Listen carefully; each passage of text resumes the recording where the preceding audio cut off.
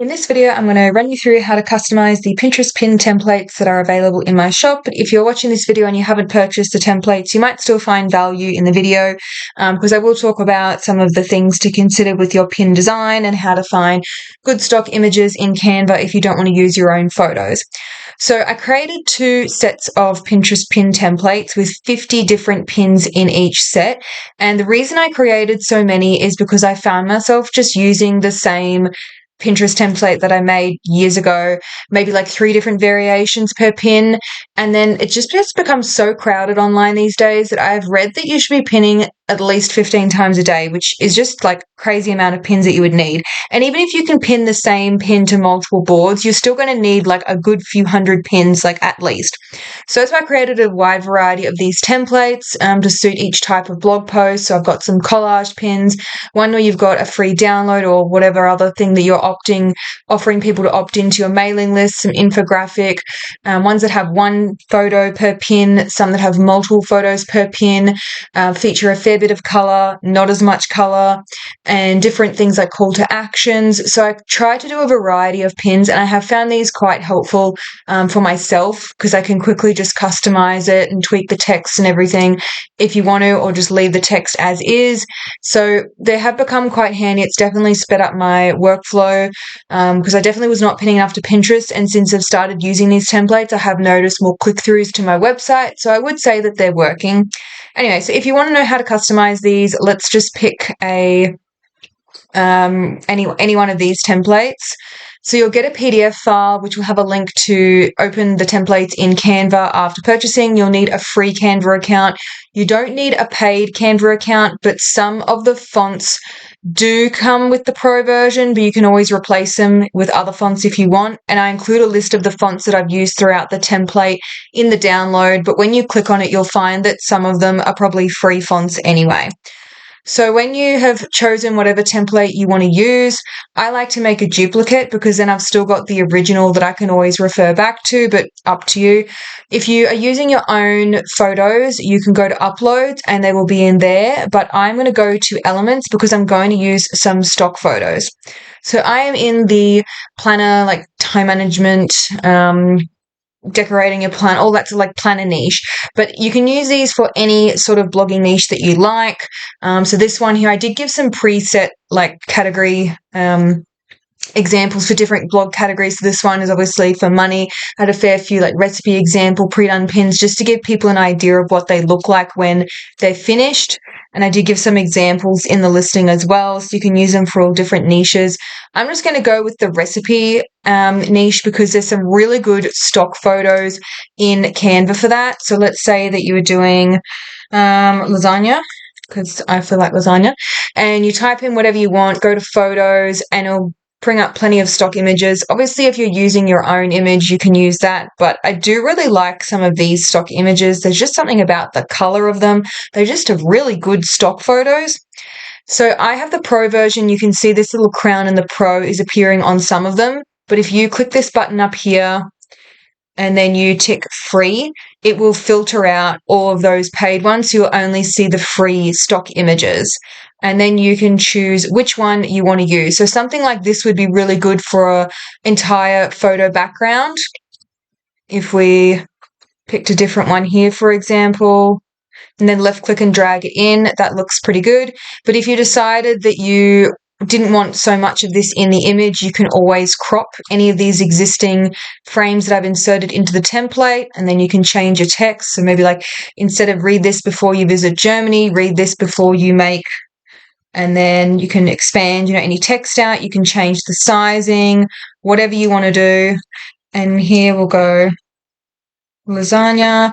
You would replace your site with your own website, so I'll put mine on there. You can choose whether to make things bold or not. I just press Control B on my keyboard for the shortcut, or you can use the menu up the top here. You can change the color of the font if you want. So I've chosen pink throughout a lot of these templates, and the reason being is because pink I find really grabs people's attention, and they recommend, or Pinterest do, they put out like colors that they recommend that you use, and red seems to always appear, but I don't like red. I think it stands out a bit like too much. It's just a bit too in your face, but pink's a bit more subdued. And I also like that with pink you can use different shades. So you'll notice I've used a mix of light pink and then hot pink, and that's spread it throughout quite a lot of these templates. So you're not just confined to like the one color. I like sometimes using the two, but if in doubt, I do gravitate towards black as the other text. Like I don't really want to make every single piece of text on the pin hot pink because that could be a bit hard to read. So that's why I just use it usually to highlight, one part of the pin. So that would be all you would need to do for that one. You can obviously change spacing and things because we just tweaked, instead of being a full image. If you did want the full image, you can change these boxes because I've got some transparency set on there, but you can get rid of that if you want. And again, tweak the text to suit. If you wanted to, you could instead make this bit pink and make this text white, and then obviously reformat it, so it all sits neatly in the design and center everything. You get the drift. So you could do that for your lasagna recipe, and then if you had another recipe, let's say cupcakes, you can use the same pin design, choose your image, drag and drop, tweak the text, and download again. So you can see you can start to have quite a lot of images at once from the same template, because you need to be pinning a lot these days. If I pin only about 3 to 5 times a day, I don't really get much traction. And Tailwind actually gives you a recommendation, which I use for scheduling my pins, and it tells me to do 15 to 25, which I'm going to need to use a lot of these templates and make a lot of pins. So that was one for the cooking niche. But if you are like me and you're in like time management, productivity, or something like that, then let's go to this one here. And I like to use keywords such as styled desktop and things like girl at computer, or like work from home, or just something like that that sort of sets the scene a bit.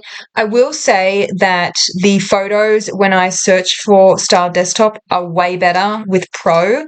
You'll see far better results, like all these really nice backdrops. And you used to have to pay for these. So I actually paid for a lot of styled stock photos a few years ago on Etsy before it became like a thing. So I do think the Canva Pro version is worth it to access these extra stock images. If you're going to be using this for your blog, I mean, it's tax deductible anyway, it would be paying for the subscription, but it just gives you so many more options than just the free ones. You can see the free ones aren't as nice. They're a bit more like this one here. See, it just looks fake, and things like the proportions are not so great. I don't really like it. Maybe this one could be okay. So if you find that the image is a bit zoomed in like that, you can double left click and then crop it. So maybe we change the focus to be more on the laptop. And then if you think that it's too far hidden behind the design that you've chosen, you can change the transparency so that more of the background comes through if you like. You can move any of these elements. If you don't need so much text, you can get rid of that and resize and tweak it that way. And you could move all of this further down the pin if you like, further up, whatever you want to do to suit the image that you've chosen. And then one other thing that I've been doing with these stock images, let me just find one that is a large, like this one's a good one. I've used this one many times for different things. So if we use that same like desktop image and you decide you want less of this, you can resize it up and then reposition it. And the other thing that I've taken to doing is tweaking the transparency. So you can pull that back a bit so it's not quite so obvious. The other thing that you can do to make them look slightly different, because I have noticed people using the same ones, and I'm guilty of that too, because there's some nice ones on here that everyone wants to use. So if you want it to be slightly different, add a rectangle, put a color on it, and then pull back the transparency a bit. And then we'll just go backward on that one. And then it will just make it look slightly different, and it will still like grab people's attention in the feed because you can see the pink there. Maybe not quite so harsh as that, but you get the idea. If you add a bit of a color over the top of the stock image, it might make it look slightly different. As for any other customizations, I've given you all of the fonts that I've used, so you can change any of them if you like. You can click on one, for example, click on the font here, choose a different one. Like I love black tea. That one's a really nice font. And you'll notice down the bottom here, anytime that I've used this font Playfair display in the template, if you then want to change it to something, instead of changing it individually, you can just click this change all button, and throughout the entire Canva document, it will automatically update to that font. So I do really like that feature in Canva. The other thing to note, they are all in one template, as you saw here. So I do recommend that you make those duplicates as you go, or even save this as a whole nother like file name, just so you have those templates to refer back to, the fresh ones all the time. And before you do that duplicating, maybe just update the yoursite.com to your website, so you don't have to keep doing that on every single pin. So that will make it much more efficient. And I might have forgotten to mention, but if you're wondering about the size of each of these images, they are optimized for Pinterest. So Canva gives you a template that's 1500 pixels times 1000, I think it is. And that's already like 2:3 ratio that Pinterest likes. Where are we? They give you a Pinterest pin template, and that's the one that I've used. I'm pretty sure it is. We can check this way. When you're finished, you go share, download. Yeah, so it's 1000 by 1500. And if it is looking quite large on your blog, you can always pull this back a little bit. And if it's a blog post that I am obviously posting because I think there's value in it, but I don't think it's going to go viral, and I'm trying to save space with my host or not having too many large file sizes, then sometimes I'll reduce it down to that size there, 750 by 1125 pixels, and it still shows up fine on the Pinterest feed. It's only slightly smaller when you're scrolling through the feed. You can download multiple pages at once. I just do JPEG. You could also do PNG if you like, or you can just select the individual pages that you want by typing them in. It's just like size 28, and then you can go done. And before I upload images to my website, I use compress JPEG, and that pulls back the file size a bit for me. But up to you. If it's going to be a topic that I think will go viral, I generally won't compress it because I want absolute maximum image quality so it looks really good on the Pinterest feed. But if it's a topic that's maybe not going to be so popular, then I will compress it first before I upload it. And the other step is to also rename your images after you download them. And it can actually be helpful to look at the keywords if you click on the image, and it will give you some. That one's not a great one, but some of them give you some keywords that they have used, which can be helpful for whatever pin you're doing. Even there, it's got like planner in it. But the other option, if you're looking for other stock images, is to use these keywords to find different ones, like, desk setup, creative space. Those sorts of ones might work. And if you like any of the stock images, you can star them and find them later under projects. But I have avoided starring the stock images purely because I will be lazy and I will use the same stock images. And even though there's quite various designs, it will still start to get quite repetitive. So I'm trying not to star any stock images to force me to use different ones each time so that my pins always look different. And I'm hoping that by using these templates and aiming to pin about 15 times per day, I will see a good increase in traffic. I have noticed a bit of an increase, but I definitely think more need way more volume of pins. And that's why I've got 100 of these different templates that should give me heaps of pins to get pinning. So if you like these templates, I'll have links down below. There's the 2 sets. They're available in my Etsy shop or in my online shop, which again, links will be down below. And I do have some examples of how I also customize them in the listings if you're interested in that. There's plenty of options there. You can see more about the templates. Here's some that I made that suits my own niche. Like I used a calendar there, a planner, and that's not my own photo. That's a stock photo, but it looks quite good. I like the rainbow background that I've used quite often. Use some of my own photos. I suppose one more tip that I forgot to mention, if you did use a photo, let's just drag one in quickly, and you wanted to color match something, you can do that.